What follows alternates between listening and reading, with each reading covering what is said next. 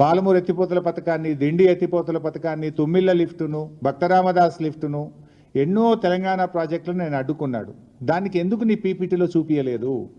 ఆంధ్రప్రదేశ్ ప్రభుత్వము మన తెలంగాణ ప్రయోజనాల్ని ఎలా దెబ్బగొట్టిందో ఒక్క ముక్కనన్న చూపించినావా నేను? అంటే బనకచెర్ల గట్టే బాబేమో రేవంత్ రెడ్డికి బంగారమో లెక్క కనబడుతుండు.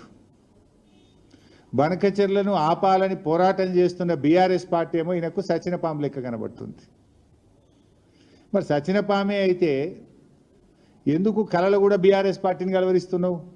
అసలు నువ్వు ఉపన్యాసం ఇస్తే కేసీఆర్ పేరెత్తకుండా, బీఆర్ఎస్ గురించి మాట్లాడకుండా ఏనాడన్నా ఒక ఉపన్యాసం మాట్లాడతావా నువ్వు? అసలు నీకు నిద్రలో లేపితే కూడా బీఆర్ఎస్ యాదికి వస్తుంది, గులాబీ జెండానే కనబడుతుంది నీకు. ఇప్పుడు నీ పార్టీ కాంగ్రెస్ పార్టీ కేంద్రంలో 11.5 సంవత్సరాల నుంచి ఇలా అధికారంలో దూరం